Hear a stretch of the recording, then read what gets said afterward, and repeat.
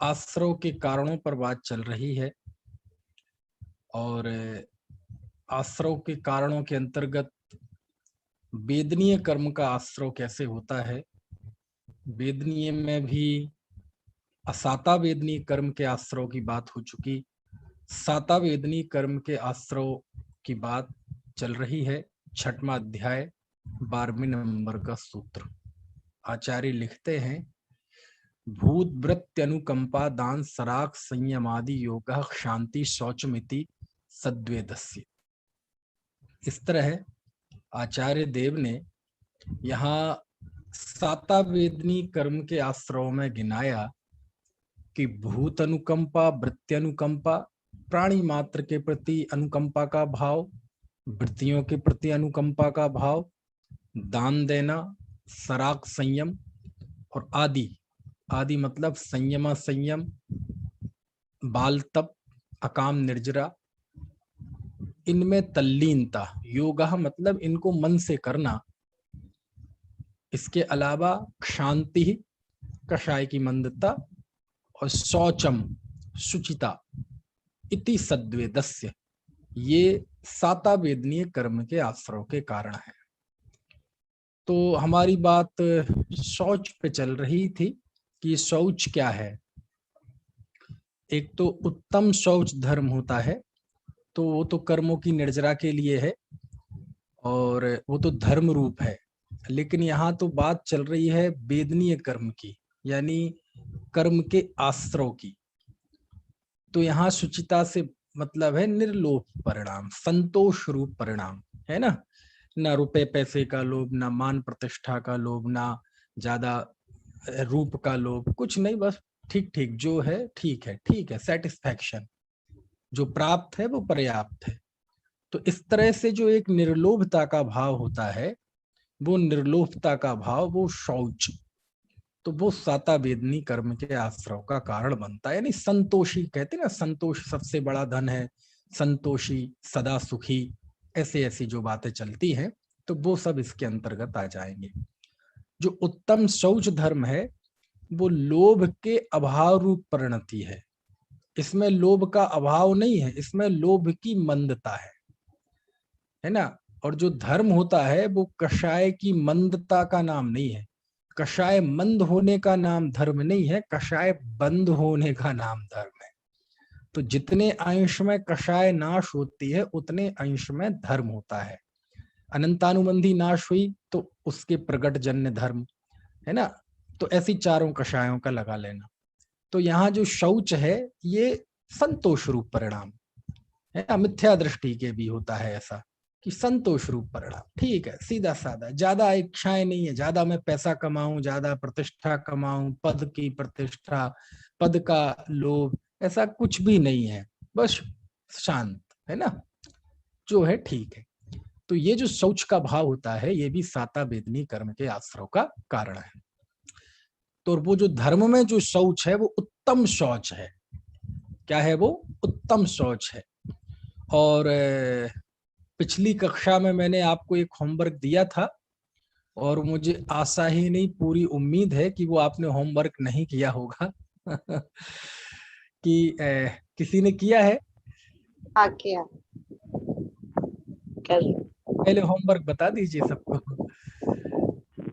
कि सर्वार सिद्धि के आधार से मैंने पूछा था कि ये उत्तम शौच में और इस शौच धर्म में क्या फर्क है। तो आपने क्या क्या पढ़ा जरा बताओ।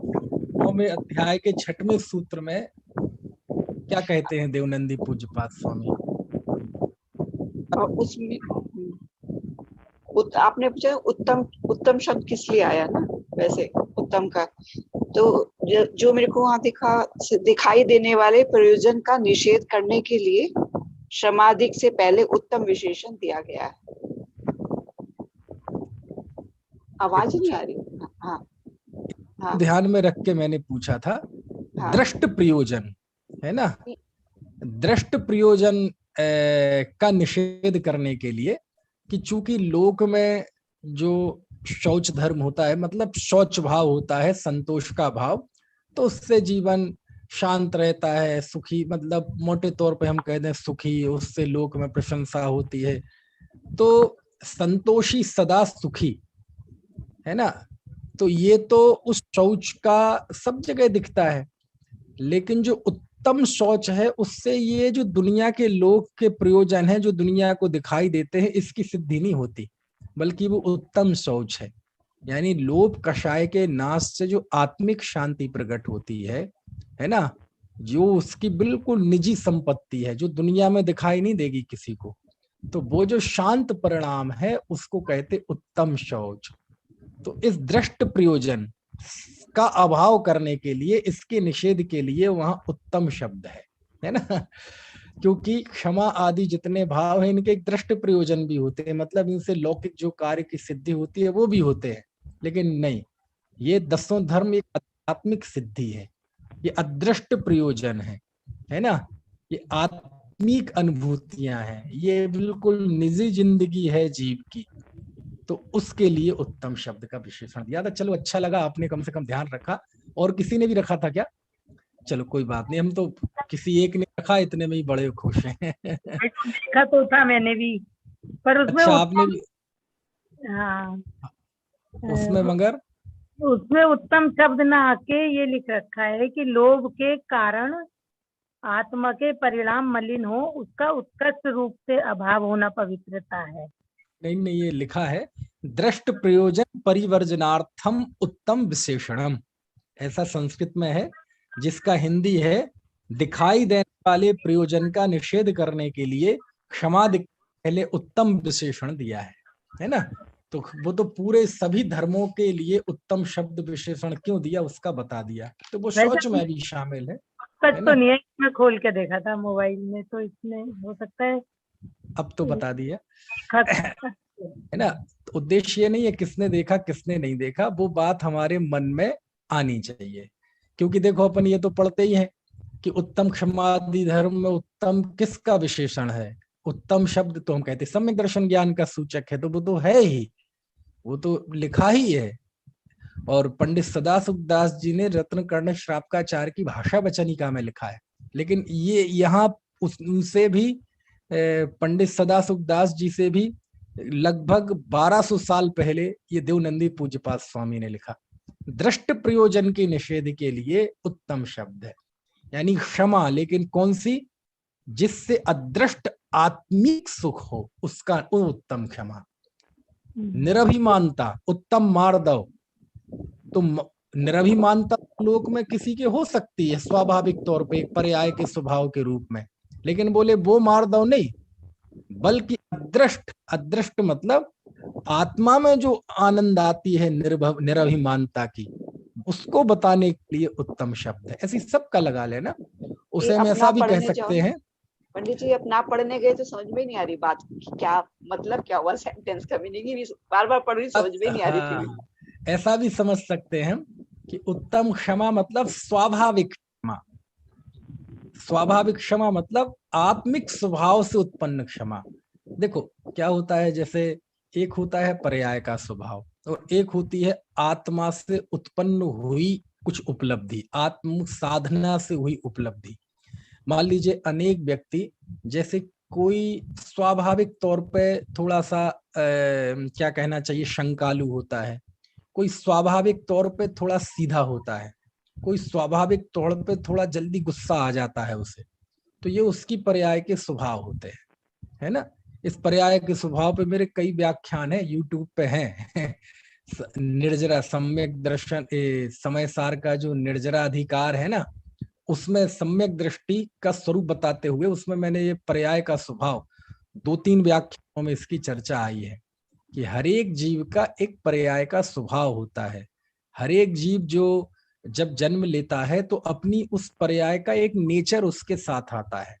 कोई सनकी है, कोई सरल है, कोई शंकालु है, कोई बुद्धिमान है, कोई कम बुद्धि का है, कोई हंसमुख है, कोई बहुत गंभीर रहता है। तो ये कैसे होता है? बस ऐसे ही होता है, उसकी पर्याय का स्वभाव होता है। तो अनेक जीव होते हैं, उनकी पर्याय का स्वभाव ऐसा होता है कि हो सकता है वो मुस्लिम हो सकता है कोई ऐसे संप्रदाय में पैदा हुआ हो, लेकिन स्वाभाविक तौर पे वो दयालु है, करुणा वाला है, सीधा है। अनेक होते हैं वो संतोषी होते हैं, उन्हें ज्यादा कोई खाने की, अच्छा रहने की, पैसा कमाने की इच्छा नहीं होती, तो वो स्वाभाविक तौर पे संतोषी होते हैं। कोई स्वाभाविक तौर पे थोड़े क्रोधी किस्म के होते हैं, कोई स्वाभाविक तौर पे सरल होते हैं, कोई स्वाभाविक तौर पे हंसमुख होते हैं।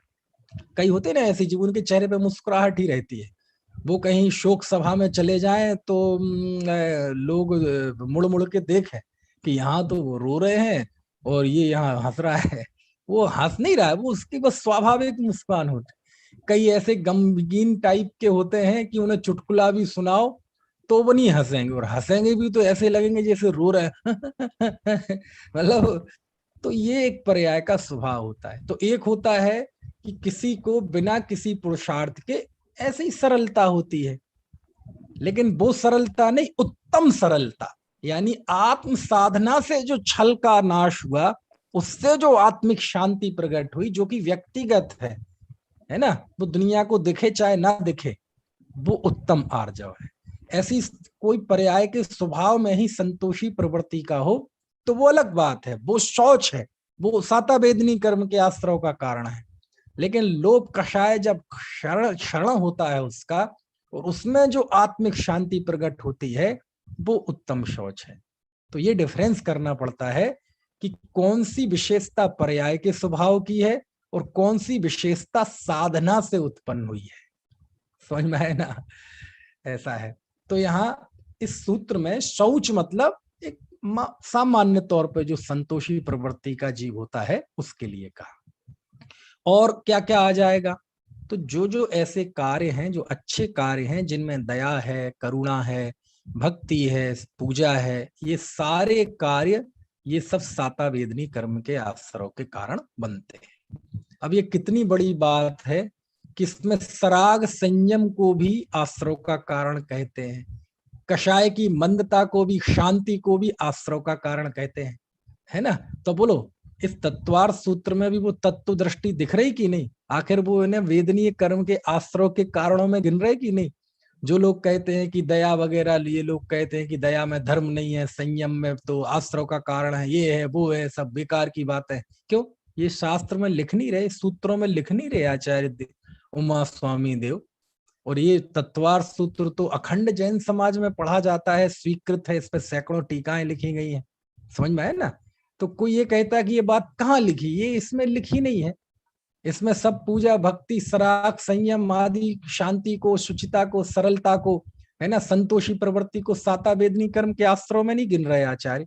तो वो कह रहे हैं ना कि ये तो वेदनी कर्म के आश्रव का कारण है। तो जो आश्रव का कारण है, आप उसको कोई धर्म मान के सेवन करे तो मिथ्यात्व तो होगा ही। तो नहीं, लेकिन इनका सेवन तो ज्ञानी धर्मात्माओं के भी होता है। हाँ होता है ना, सराग संयम, संयम असंयम, ये ज्ञानी धर्मात्माओं के ही होता है। समझ में है ना। तो उन्हें भी साता वेदनी कर्म का आश्रय होता है। हाँ उन्हें भी होता है।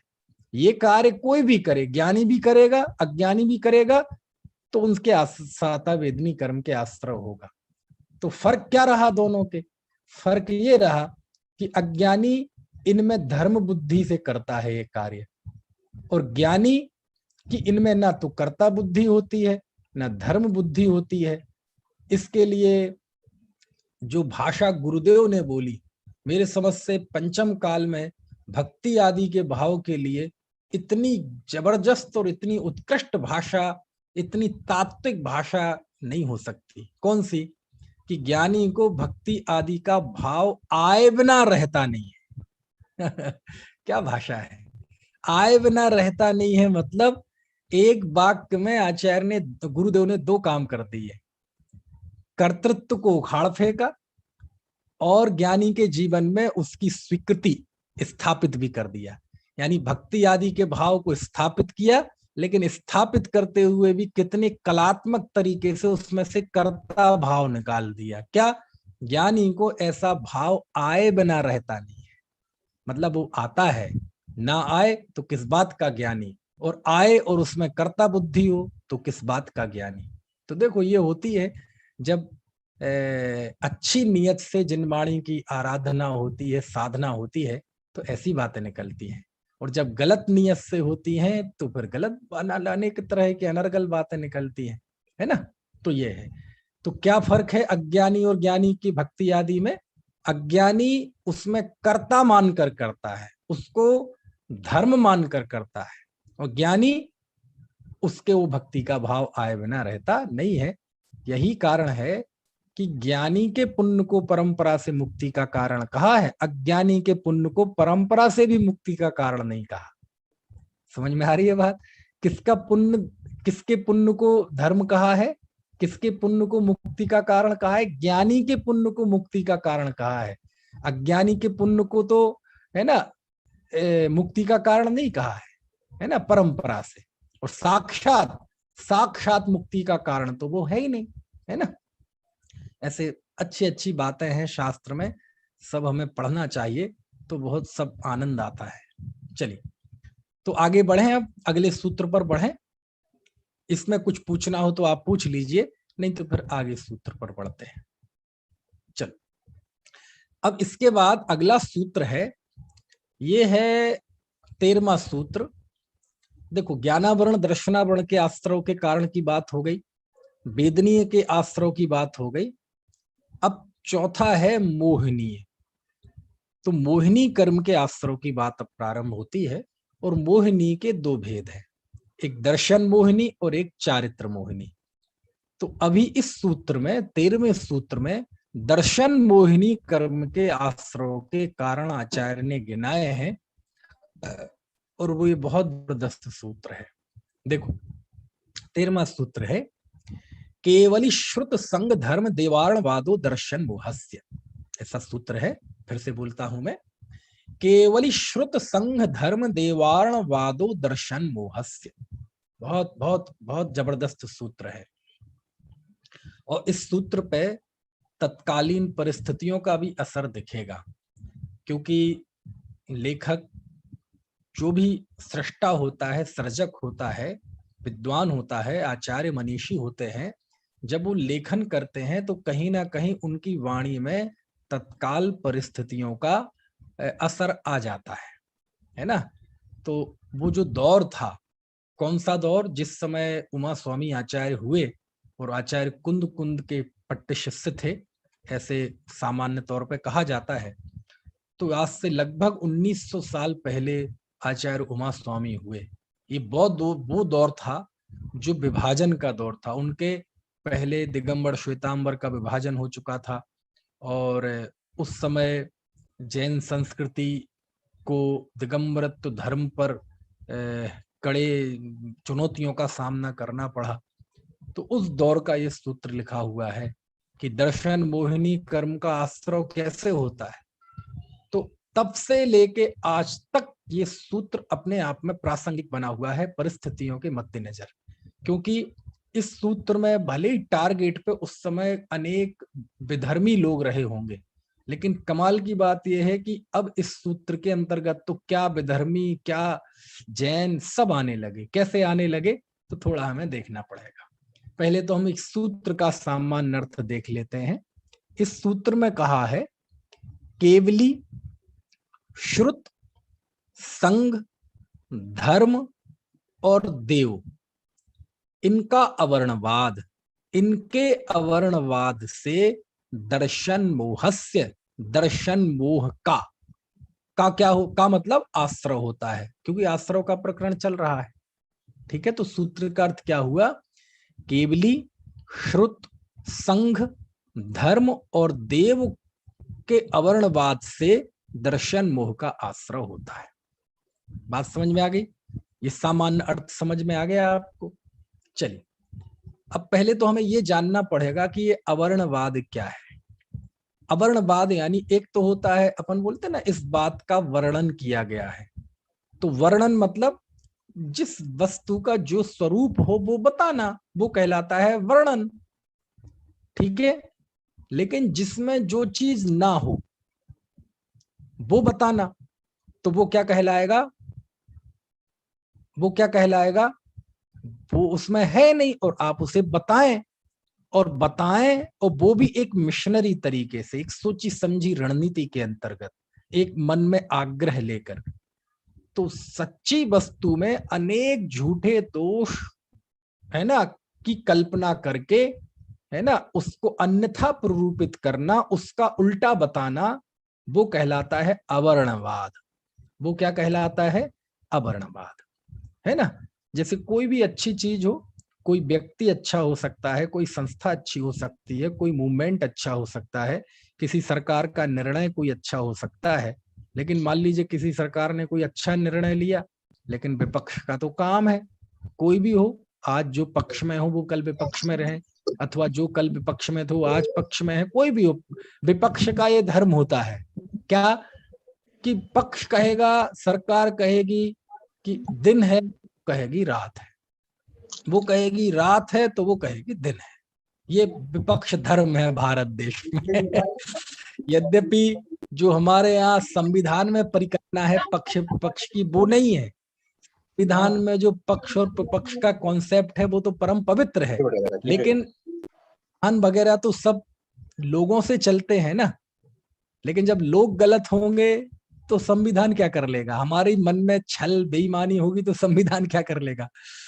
तो वर्तमान में जो पक्ष और विपक्ष का व्यवहारिक रूप देखने में आता है वो तो यही आता है कि सरकार कुछ भी करे, किसी भी प्रांत की हो, किसी भी पार्टी की हो, विपक्ष का काम यह है कि उसके दोष निकालना, उसको गलत बताना, बर्बाद हो जाएगा ये देश, पर ये हो जाएगा, वो हो जाएगा, रोज सड़क पे आ जाएंगे, भूखे मरेंगे। जब ये विपक्ष में थे तो ऐसे ही कहते थे, लेकिन ऐसा कुछ नहीं हुआ, है ना।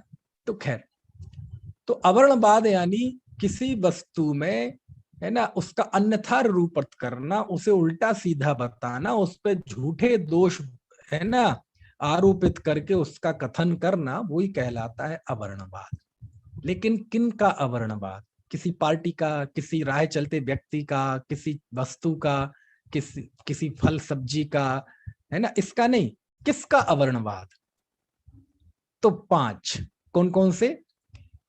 श्रुत, केवली, श्रुत, संघ, धर्म और देव, इन 5 का अवर्णवाद। अब देखो जरा, देखते हैं, बहुत गजब का सूत्र है, जितना सोचो उतना कम पड़ जाए इस सूत्र में। क्योंकि जब तक जीव देखो मिथ्या दृष्टि है, तब तक वह दर्शन मोहिनी कर्म का आश्रय तो निरंतर कर ही रहा है, और जब वह निरंतर कर रहा है तो स्वाभाविक है उसका कारण भी अंदर में मौजूद है, क्योंकि बिना कारण के तो कार्य होगा नहीं, है ना। क्योंकि करण लब्धि के अंतिम समय में जाके जीव सम्यक दृष्टि होता है, तो तब तक तो दर्शन मोहिनी कर्म है ही, तो आश्रय भी है, आश्रय है तो कोई ना कोई मिथ्या श्रद्धान के कारण भी है। तो यद्यपि इस कर्म का तो लगातार आश्रय होता है मिथ्या दृष्टि जीव के, लेकिन कुछ कार्य ऐसे होते हैं जिससे ज्यादा स्थिति अनुभाग का आश्रय होता है ना, उसकी बात चल रही है। वैसे तो लगातार होता है। तो देखो, सबसे पहले है केवली का अवर्णवाद। अब केवली का अवर्णवाद कैसे होता है? केवली मतलब भगवान का अवर्णवाद, समझ में आया? तीनों ही का है इसमें। केवली मतलब भगवान, श्रुत मतलब शास्त्र, और संघ मतलब गुरु, तीनों ही आ गए। देव शास्त्र गुरु का अवर्णवाद, क्योंकि देव शास्त्र गुरु की श्रद्धा को तो सम्यक दर्शन कहा है। शास्त्र में कहा है कि नहीं कहा है? अरे कुंद कुंद देव ने कहा है ना, सीधे इन शब्दों में नहीं, शब्द अलग है। समंत भद्र स्वामी ने तो कहा ही है। तो देव शास्त्र गुरु का अवर्णवाद कैसे होता है? तो सबसे पहले लिखा देव का, केवली का अवर्णवाद। क्यों जी, कौन करता होगा ये केवली का अवर्णवाद? जैनेतर करते होंगे। देखो, हमें कुछ स्तर पे जानना पड़ेगा। एक तो जैनेतर कैसे करते हैं केवली का वर्णवाद, दूसरा थोड़े नजदीक आते जाएं, दिगंबरों में भी जो वस्त्र सहित मुक्ति मानते हैं, स्त्री को मुक्ति मानते हैं, परिग्रह सहित मुक्ति मानते हैं, ऐसे लोग कैसे केवली का वर्णवाद करते हैं। फिर तीसरे, दिगंबर लोग कैसे केवली का वर्णवाद करते हैं। फिर चौथे, दिगंबरों में भी जो खास तरह के धर्मात्मा लोग हैं वो कैसे करते हैं। पांचवें, दिगंबरों में भी है ना जो विवेकी हैं, स्वाध्यायी हैं, अध्ययनशील हैं, चीजों को समझते हैं, वो कैसे केवली का वर्णवाद करते हैं। ऐसे कई स्तर पे केवली का वर्णवाद होता है। अब टीकाकारों के पास जाओगे तो उन्होंने तो युगीन परिस्थितियों के अनुसार बहुत मोटी मोटी बातें बताई। क्यों? क्योंकि वो उस समय का जो युग था उस दृष्टि से उन्होंने बता दी कैसे होता है। देखो केवली का वर्णवाद, पहले तो यही कहना कि केवली होते ही नहीं है, भगवान होते ही नहीं है, इससे बड़ा अवर्णवाद और क्या होगा। समझ में आए ना? किसी अच्छे व्यक्ति को ये कहना कि ये बेईमान है, ये तो अवर्णवाद है ही, लेकिन ये कहना कि दुनिया में अच्छे आदमी होते ही नहीं है, ये कितना बड़ा अवर्णवाद है। तुमने तो संभावना ही खत्म कर दी। तो जैनेतर अनेक लोग होते हैं तो वो कुछ तो यही मानते हैं कि केवली होते ही नहीं है, सर्वज्ञ होते ही नहीं है, दुनिया में कोई ऐसा व्यक्तित्व तो है ही नहीं जो वीतरागी हो और जो सर्वज्ञ हो। तो ये अवर्णवाद है। आप देखो चारवाक जो हैं वो भगवान को नहीं मानते, सर्वज्ञ को नहीं मानते, है ना? ऐसे बहुत हैं, बहुतेरे हैं। षड दर्शनों में भी ऐसे हैं जो भगवान को नहीं मानते, है ना? तो वो तो है ही। इसके अलावा यदि हम अब एक कदम और अगले तो बढ़े तो हम जैनियों में ही बहुतेरे जीव ऐसे हैं जो ये मानते हैं कि भगवान कबलाहार करते हैं। मतलब जैसे हम भोजन करते हैं ऐसी वो कबलाहार करते हैं। तो ये केवली का अवर्णवाद है। कोई ऐसा भी मानते हैं कि भगवान को उपसर्ग होता है, और उपसर्ग भगवान महावीर को पेचिश रोग हो गया था अरहंत दशा में, और पेचिश रोग को ठीक करने के लिए उन्होंने मांस का सेवन किया था। ऐसे ऐसे जैनी मानने वाले हैं, है ना? तो वो सब केवली का अवर्णवाद है। वो क्या है? सब केवली का अवर्णवाद है। मल्लीनाथ भगवान को स्त्री मानना, स्त्री के रूप में निरूपित करना, ये सब केवली का अवर्णवाद है ना? तो ये भी अवर्णवाद है। टीकाओं में मुख्य तौर पे यही बात लिखी। तो अच्छा, तो ये अवर्णवाद तो जैनेतर लोग ही करते होंगे, अथवा सीधा ही नाम ले दूं श्वेतांबरी करते होंगे। दिगंबर तो दूध के धुले हैं, ये थोड़ी करते होंगे। कहते हैं अरे सुनो सुनो, केवली का अवर्णवाद जैनी कम करते हैं क्या? देखो बताते हैं केवली के अवर्णवाद कैसे कैसे होते हैं। जैसे 24 तीर्थंकर भगवंत है, 24 तीर्थंकर भगवंत में आप देखो 2-4 तीर्थंकर ही हैं जो सुपर हिट है ना? अच्छा बताओ, अनंतनाथ का को कौन पूछता है? पद्म प्रभु को कौन पूछता है? अजितनाथ को, मल्लीनाथ को, संभवनाथ को, धर्मनाथ को कौन पूछता है? बस हमारे लिए तो 4-5 भगवान ही हैं बस। एक तो भगवान ऋषभ देव, क्योंकि वो पहले थे, उनके साथ बहुत सारी चीजें जुड़ी हुई हैं। भगवान महावीर, क्योंकि वो अंतिम है, उनका शासन चल रहा है। पार्श्वनाथ क्यों? क्योंकि वो सांप वगैरह का प्रसंग है। यदि सांप नहीं होते तो पार्श्वनाथ भगवान को कौन पूछता? जबकि 24 तीर्थंकर बराबर हैं, 24 में ही परम पूज्य हैं, लेकिन इस तरह से उनमें बंटवारा कर देना, है ना? तो पार्श्वनाथ और दूसरे नेमिनाथ भगवान की चर्चा ज्यादा इसलिए होती है क्योंकि वो पशुओं का बंधन और क्रंदन। यदि वो विवाह करने जाते ही नहीं तो कोई नहीं पूछता, और गए और वो बेवाना विवाह किए हुए लौट गए, इसलिए सब पूछ रहे। समझ में आए ना? तो कितने तीर्थंकरों के साथ जो दूसरे दूसरे किस्से जुड़ जाते हैं, उनके कारण उन्हें महान मानना। शांतिनाथ क्यों महान है? क्योंकि उनका नाम शांतिनाथ है। यदि उनका शांतिनाथ की जगह दूसरा नाथ नाम होता तो नहीं पूछते उन्हें। कहीं शोर हो रहा होगा तो हम कहेंगे शांतिनाथ भगवान की जय।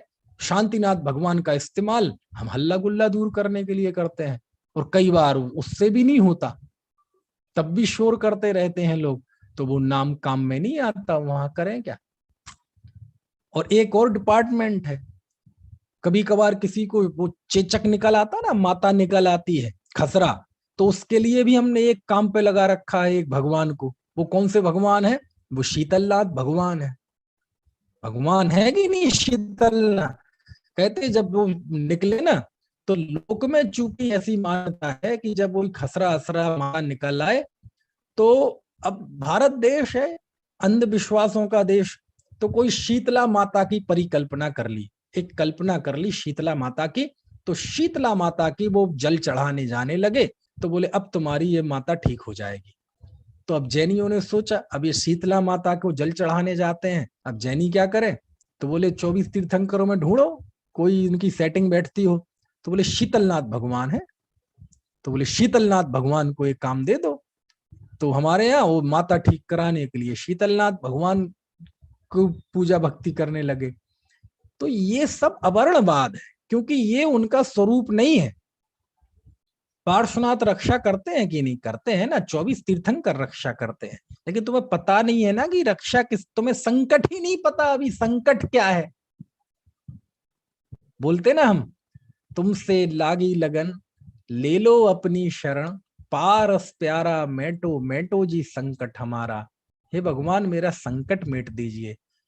ठीक है मेट दूंगा, लेकिन बेटे बताओ तो तुम्हारे संकट क्या है। बोले साहब बीमारी है, ये पड़ोसी परेशान करता है जी, दुकान नहीं चलती है। सुनो भाई, ये संकट तो मेरे ऊपर भी आया था, मेरे ऊपर भी कमठ ने उपसर्ग किया था, समझ में आया ना, मैं भी दूर नहीं कर पाया उसे। मेरे हाथ में तो जो काम था अपने उपयोग की विशुद्धता, अपने समता भाव में स्थित रहना, वो मैं करता रहा, बाकी सब अपने आप हो गया। तो वो तो मैं ही नहीं कर पाया। जब मैं ही अपना संकट दूर नहीं कर पाया तो ये संकट मैं तुम्हारा कैसे दूर करूंगा। नहीं भगवान, उस समय तो आप मुनि थे, अब तो भगवान हो गए, अब तो अनंत वीर के धनी हो गए, अब तो कुछ कर सकते हैं। अरे तब तो रागांश शेष था, मैं तब भी कुछ नहीं किया, तो अब तो रागांश भी नाश हो गया। समझ में आया ना, अब तो संभावना ही नहीं है। नहीं तो भगवान तो आपको संकट तो दूर करना पड़ेगा। तो हाँ कर दूंगा, पहले बेटे बताओ तुम्हें कौन सा संकट है। मैं संकट दूर कर दूंगा, लेकिन तुम बताओ तो तुम्हें संकट कौन सा है। समझ में आया ना है? तो संकट ही नहीं होता। कितनी बढ़िया छंद है उसमें, जग के दुख की तो परवाह नहीं है, स्वर्ग सुख की भी चाह नहीं है। कभी ध्यान जाता है संकट क्या है। हे भगवान, मुझे जग के दुख की परवाह नहीं है। जग के दुख तो दुनिया के, बीमारी के दुख, बेइज्जती के दुख, गरीबी के दुख, ये तो जितने अभी हैं इससे 10 गुने आ जाएं, इसकी मुझे कोई परवाह नहीं है।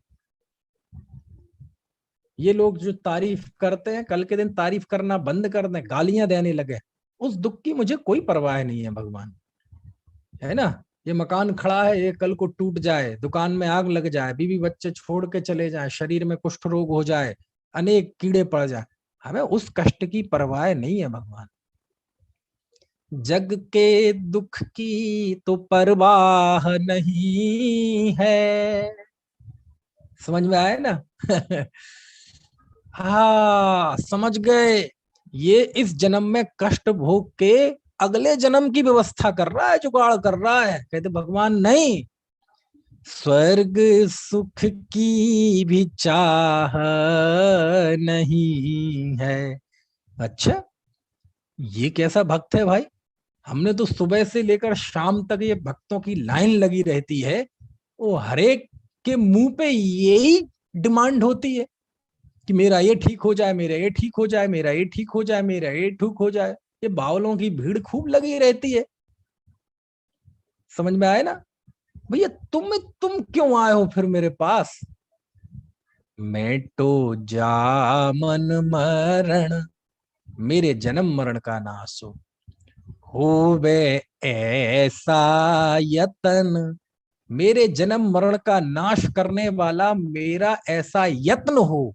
क्योंकि हे भगवान, मैं ही करूंगा जन्म मरण का नाश, ऐसा मेरा यत्न हो, तो फिर मेरे पास क्यों आए हो।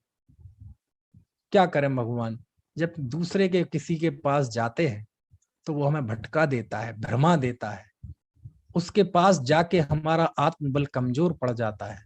लेकिन जब आपके पास आते हैं, आपको देखते हैं, आपके सन्निकट, आपके निकटवर्ती रहते हैं, तो मेरा वो बल कई गुना बढ़ जाता है।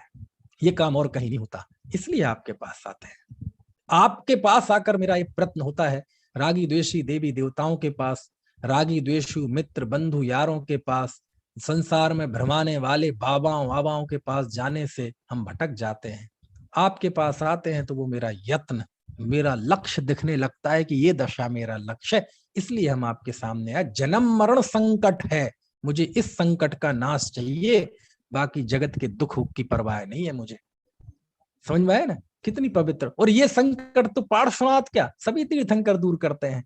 मार्ग बताना ही दूर करना है, कि उन्होंने मार्ग बताया ना, बस इसी का नाम दूर करना है।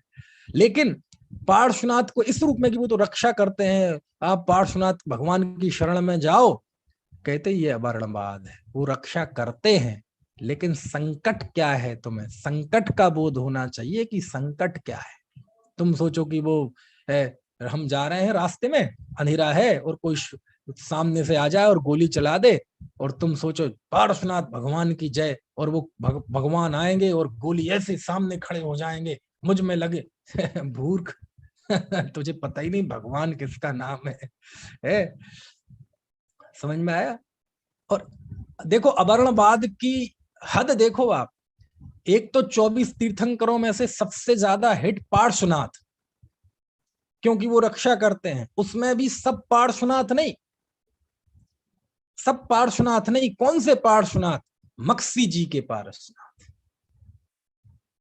यानी सामने जिन प्रतिमा है, भगवान विराजमान है सामने, कई कई भगवान के जिन बिंब विराजमान है, और उनके सामने वह बोलता है मक्सी जी के पार्श्वनाथ की जय, चिंतामणि पार्श्वनाथ की जय। कहाँ के पार्श्वनाथ? वो पार्श्वनाथ नहीं जो सिद्धशिला में विराजमान है, भूत निगम नय से वो पार्श्वनाथ नहीं जिन्हें हम तीर्थंकर के रूप में याद करते हैं, बल्कि वो पार्श्वनाथ जो कहाँ विराजमान है? जिन बिंब। कौन सा? देश में लाखों पार्श्वनाथ भगवान के जिन बिंब है, लेकिन कौन से भगवान? वो भगवान जो मक्सी जी में बैठे हैं, वो भगवान जो चिंतामणि में बैठे हैं।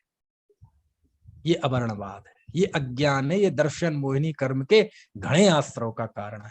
क्यों? ना तो तुम्हें पार्श्वनाथ का पता। क्यों?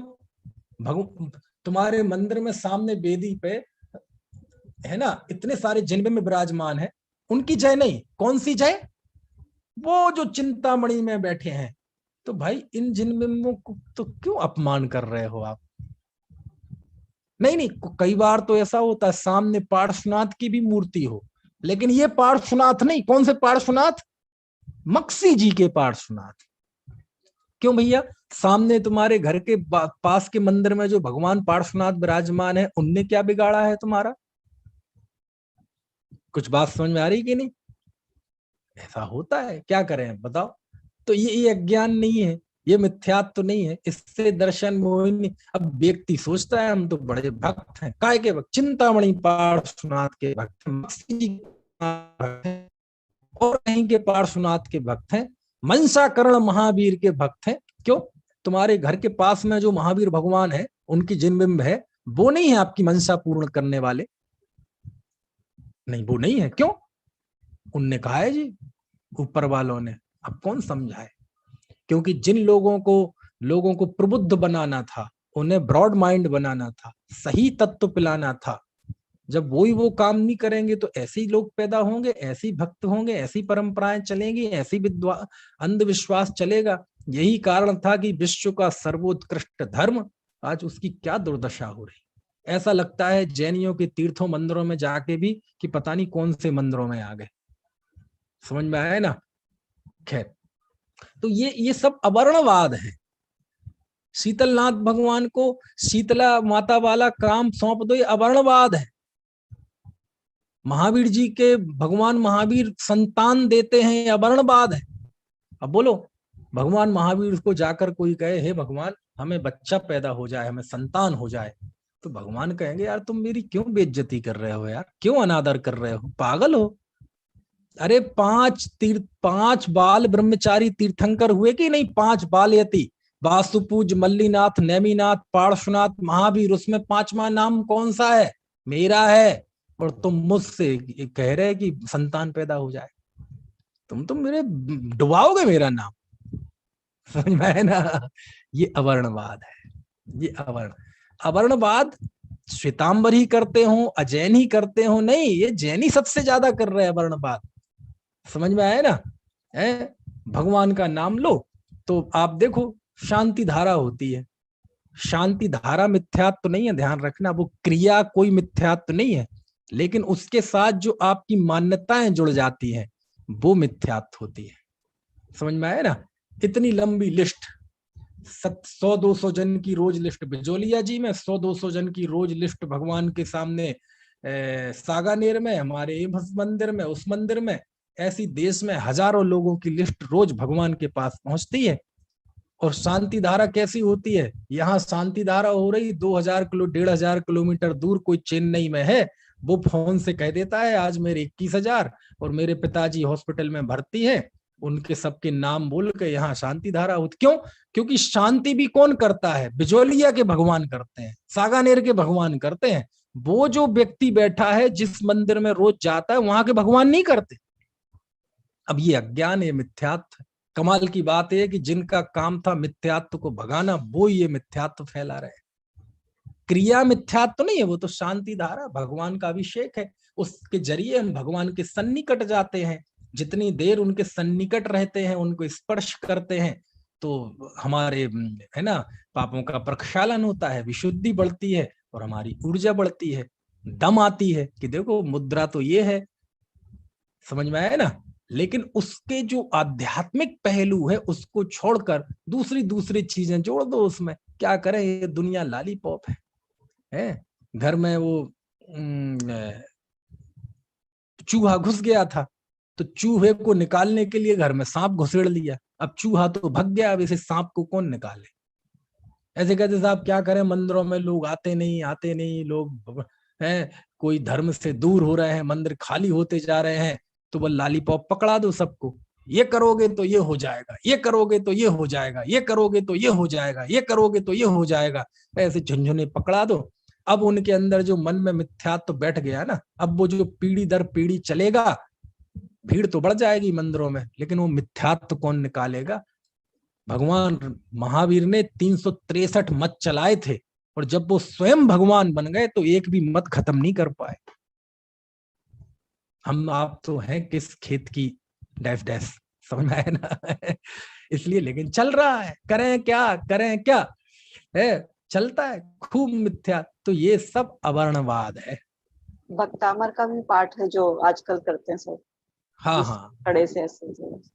एक बात। दूसरी बात, कोई कहता है कि साहब देखो भगवान से हम मांगते हैं, ये तो चलो भक्ति का भाव है, ज्ञानियों की भक्ति में भी वो सब दिखती है, लेकिन आप तो मांगो मत जी।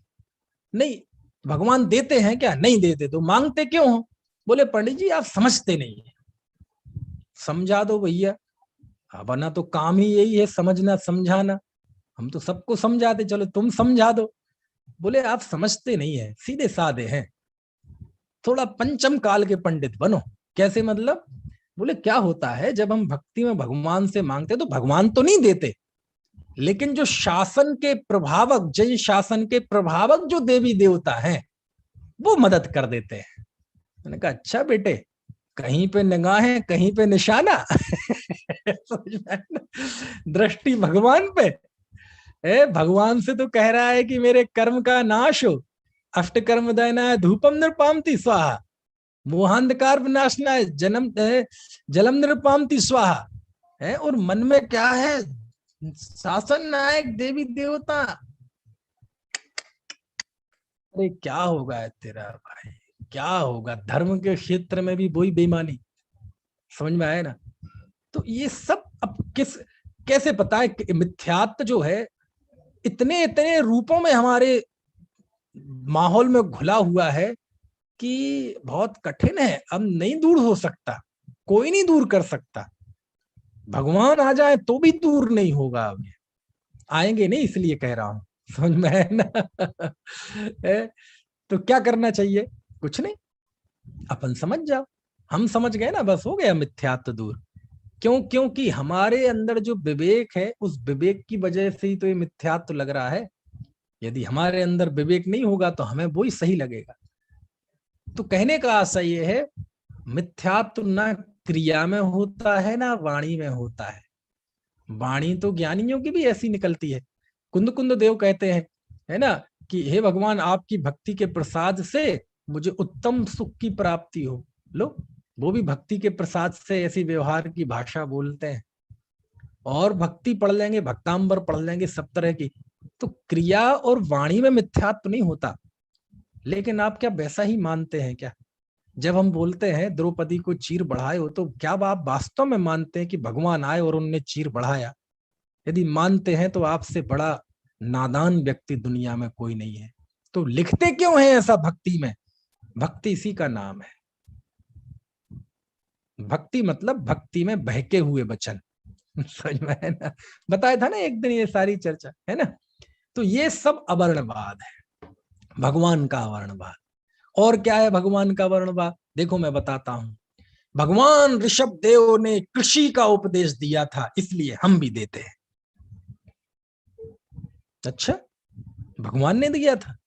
भगवान ऋषभ देव ने 80 मशी कृषि विद्या कला वाणिज्य, ये भगवान ऋषभ देव का उपदेश है कि राजा ऋषभ देव का उपदेश है? राजा ऋषभ देव का है ना, लेकिन भगवान के नाम पे डाल दो उसे। और भगवान ऋषभ देव ने भी पशुपालन और ये और वो सब किया था, और उसके नाम पे सब करे जाओ। तो देखो हुआ ना अवर्णवाद। अरे अवर्णवाद ये श्वेतांबरी नहीं करते, दिगंबर भी करते हैं। दिगंबरों में भी जिनकी जिम्मेदारी मिथ्यात्व को दूर करना था, सबसे ज्यादा तो उन्हीं ने मिथ्यात्व फैलाया। इस युग का प्रबुद्ध समाज मनीषी वर्ग यदि इतिहास में याद किया जाएगा तो लोगों को, समाज को तोड़ने फोड़ने वालों के रूप में याद किया जाएगा, और अंधविश्वास और मिथ्यात्व फैलाने वाले के रूप में याद किया जाएगा। क्योंकि कोई नहीं दिखता ऐसा जो समाज में समरसता कायम करे, एकता कायम करे। भाइयों भाइयों को तोड़ने वाले, है ना, समाज के बीच में जाओ, गांव गांव के बीच में, है ना, गली गली के बीच में, भाइयों भाइयों के बीच में लकीर खींचने वाले लोग हुए। कोई ऐसा नहीं है जो इन खाइयों को पाट सके। कोई ऐसा नहीं है जो इस अंधविश्वास के खिलाफ लड़े। समझ में आए ना? इस अंधविश्वास से उबारे, क्योंकि सब उसी में अग्नि में घी डाल रहे हैं। समझ में आए ना? तो ये मिथ्यात्व चलता है। दर्शन वो इतने इतने रूपों में होता है, इतने इतने रूपों में होता है, है ना? अब इस तरह से चलता है। अब भूत भगाने हो तो तिजारा जाओ, भूत भगाने हो तो महावीर जी में जाओ। समझ में आए ना? भूत भगाना हो तो महावीर जी में जाओ। तो क्या करें? तो भगवान महावीर भूत भगाते हैं। ये सब मिथ्यात्व है भैया, ये सब अवर्णवाद है। समझ में? ये सब अवर्णवाद है। तो क्या करें? अरे स्वरूप समझो, स्वरूप समझो हर एक चीज का। क्या स्वरूप है धर्म का, भगवान किसे कहे? सीधी सी बात यह है कि केवली जिनके विषय में अज्ञानता, यही अवर्णवाद है। अवर्णवाद में कई बार देखो, मिथ्यात्व तो मिथ्या दृष्टि को प्रति समय आश्रय हो रहा है, लेकिन जब वह इस रूप में खूब प्रचारित करता है, यदि कोई अजैन भगवान को कर्ता मानता है तो उसे तो आश्रय हो रहा है, लेकिन कोई जैनी माने, जैनी में पंडित माने, त्यागी माने, साधु माने, और वो उस रूप में प्रचारित करे, तो वो अवर्णवाद है। और उससे बहुत घना आश्रय होता है। घना मतलब तीव्र अनुभाग वाला आश्रय होता है। समझ में आया? और देखो भगवान का अवर्णवाद और कैसे कैसे होता है। चलो, केवली है ना, केवली किसे कहते हैं? केवली किसे कहते हैं? सकल द्रव्य के गुण अनंत पर जाए अनंता, जाने एक काल प्रकट केवली भगवंता। इन्हें कहते हैं ना सर्वज्ञ। अब देखो केवली का शब्द आ गया तो थोड़ा सा भक्ति कर लो। सकल गे ज्ञायक तदपि निजानंद रसलीन, सो जिनेन्द्र जयवंत नित अरि रज रहस्य विहीन। ये केवली। विज्ञान नगर के वैज्ञानिक, तेरी प्रयोगशाला विस्मय, कैवल्य कला में उमड़ पड़ा संपूर्ण विश्व का ही वैभव। ये केवली। तिक्कालणिच विस्मम शैलम सब्बत्थ संभवम चित्तम, जुगबम जानदि जोड़नम अहो हिणाण समाहपम। इसका नाम केवली। अब ये केवली का स्वरूप है। देखो, केवली भगवान को रागी मानना और प्रचारित करना, ये तो अवर्णवाद है ही, लेकिन वो केवली भी तो है, सर्वज्ञ भी तो है। उन्हें सर्वज्ञ ना मानना, ये भी अवर्णवाद है। अच्छा, कौन नहीं मानता जी? अजैन नहीं मानते? नहीं, उनकी बात नहीं है, जैन की बात है। जैनों में कौन बहुत बड़े धर्मात्मा कहलाने वाले लोग इस श्रेणी में आते हैं, वो केवली का अवर्णवाद करते हैं। कैसे रूप में? जब क्रमबद्ध पर्याय की बात आई, और क्रमबद्ध पर्याय का सबसे बड़ा आधार सर्वज्ञता है। जो देखी वीतराग ने सो होसी बीरारे, कि जैसा जैसा जिनेंद्र भगवान के ज्ञान में झलका है वैसा वैसा होता है। हालांकि बात इससे थोड़ी अलग है, जैसा जैसा होना होता है वैसा वैसा जिनेंद्र भगवान के ज्ञान में झलका है, लेकिन ऐसे ही कहा जाता है कि जो देखी बीतराग ने सो होसी बीरारे। अब जब आध्यात्मिक सत्व श्री कांजी स्वामी के जरिए ये बात समाज में आई, हालांकि शास्त्रों में तो 1900 साल पहले कार्तिकेय स्वामी ने लिखी, लेकिन समाज की अपनी राजनीति है, तो क्या किया जाए? बोले क्रमबद्ध पर्याय तो अकाट्य है, क्योंकि सर्वज्ञता तो यदि मानोगे तो क्रमबद्ध पर्याय माननी पड़ेगी, क्योंकि यदि सब कुछ सुनिश्चित नहीं होगा तो केवली जानेंगे कैसे? और जान लिया है, इसका मतलब जो होना है भविष्य में भी सुनिश्चित है। तो ऐसा मानने से तो ये क्रमबद्ध पर्याय सिद्ध हो जाएगी कांजी स्वामी की, और सिद्ध हो गई तो हमारी जो वर्चस्व की राजनीति है समाज की, वही खतरे में चली जाएगी। समझ में आए ना? अब क्या किया जाए? तो बोले क्रमबद्ध पर्याय का आधार क्या है? बोले सर्वज्ञता। तो आपको पता है, बड़े पीड़ा के साथ ये बातें बतानी पड़ती हैं कि जिन लोगों की पूरी जिंदगी सर्वज्ञ की सिद्धि में निकल गई, विश्वविद्यालय और महाविद्यालयों में, क्योंकि विश्वविद्यालय महाविद्यालय के कोर्स में जो न्याय के ग्रंथ होते हैं, न्याय दीपिका, आप्त मीमांसा, आप्त परीक्षा, वहां एक बहुत बड़ा विषय होता है सर्वज्ञ की सिद्धि, कि सर्वज्ञ होते हैं दुनिया में, समस्त द्रव्यों और उनकी पर्यायों को जानने वाला कोई व्यक्तित्व तो है इस दुनिया में, होता है, ये कहलाती सामान्य सर्वज्ञ सिद्धि, और वो जिनेंद्र देव हैं, ये कहलाती है विशेष सर्वज्ञ सिद्धि। तो समंत भद्राचार्य को कलिकाल सर्वज्ञ कहते हैं। क्यों? क्योंकि उन्होंने कलिकाल में सर्वज्ञ की सिद्धि की, कि इस युग मतलब सर्वज्ञ होते हैं। समझ में आया ना? लेकिन ऐसे जीव जब क्रमबद्ध पर्याय की बात आई तो सब यहां वहां से निकल गए।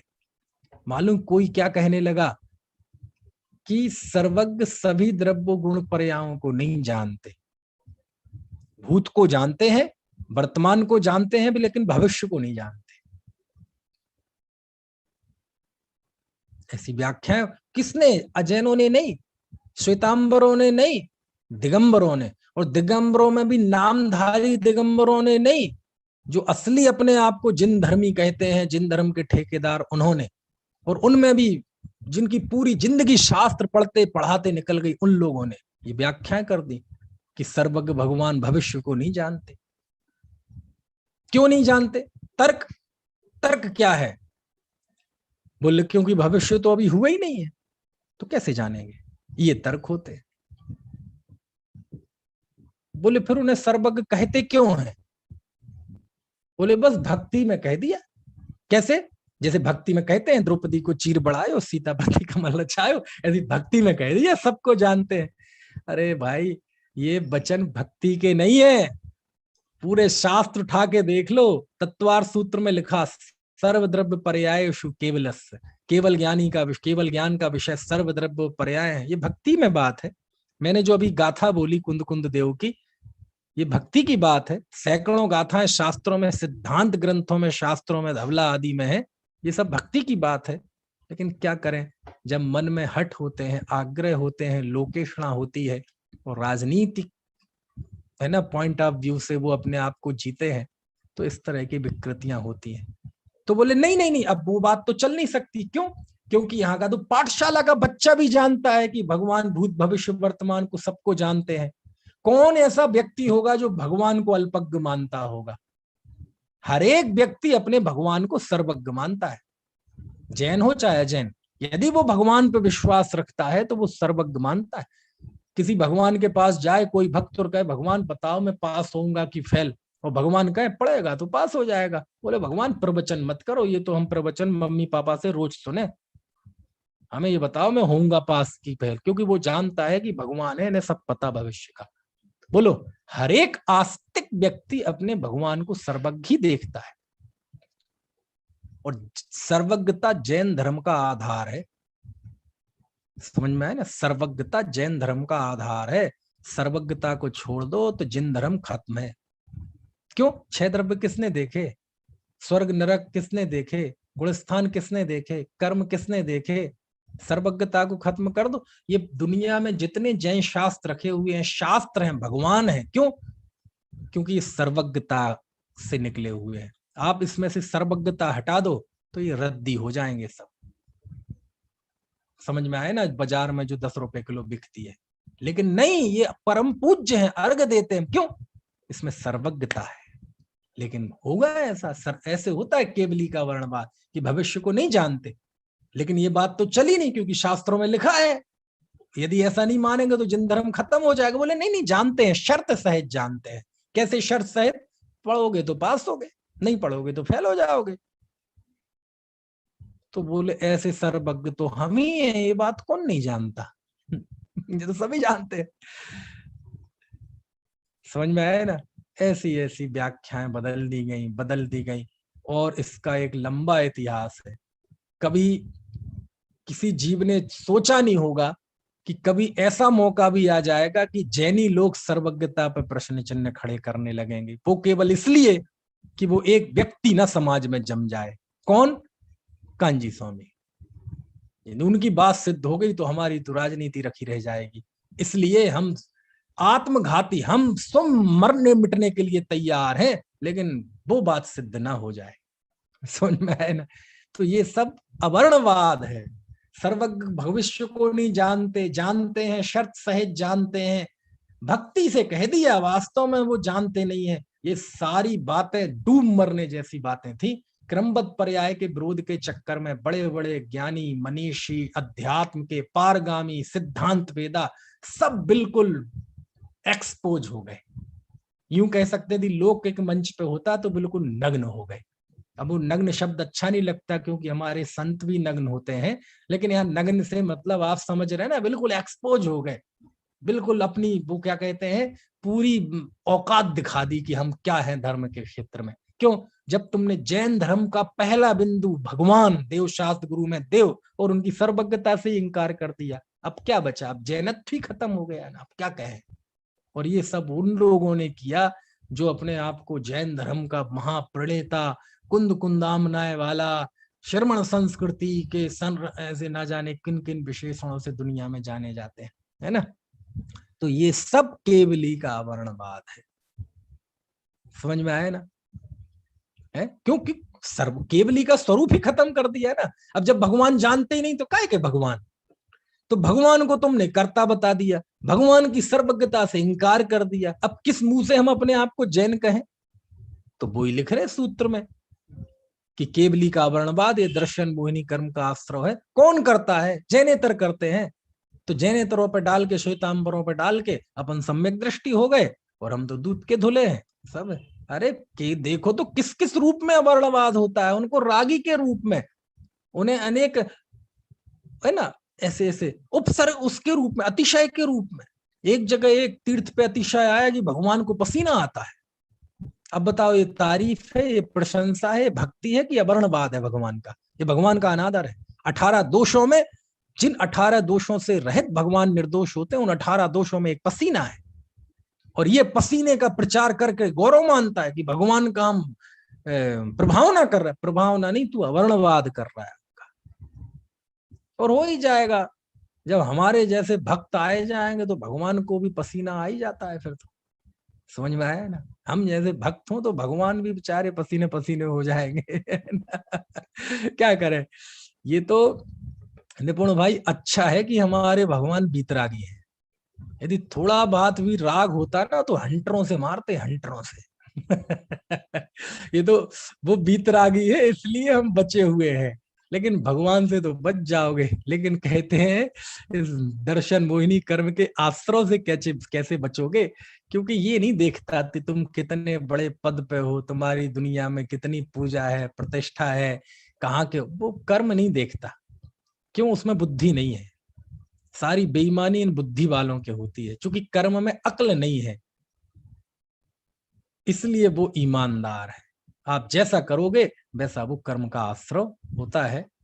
चलो समय हो गया है ना, पता ही नहीं चला 1 घंटा हो गया। चलो बाकी की चर्चा कल करेंगे। क्या करें, विषय ही ऐसे है, एक बार विकृति की बात आ जाए तो फिर तो, क्योंकि विकृति इतनी है कि टाइम पता नहीं चलता, कहाँ इतनी विकृतियां, किन किन की बात करें, है ना। चलो बाकी की चर्चा कल करेंगे। ये चैट बॉक्स में कोई टिप्पणी आई है, इस तर्क से तो नीलांजना का नृत्य भी देख लो फिर। हाँ हाँ, बोले षट कर्मों का उपदेश दिया है इसलिए हम दे रहे हैं राजा ऋषभदेव ने। तो बोले अच्छा है, वो तो राजा ऋषभदेव तो नीलांजना का डांस भी देख रहे थे, तो देने लगो उपदेश टीवी का और वो उसका कि डांस देखो। चलो ठीक है, किसी का कोई प्रश्न हो तो बताइए, नहीं तो फिर बात खत्म करते हैं, समाप्त करते हैं। चलो जिनवाणी स्तुति।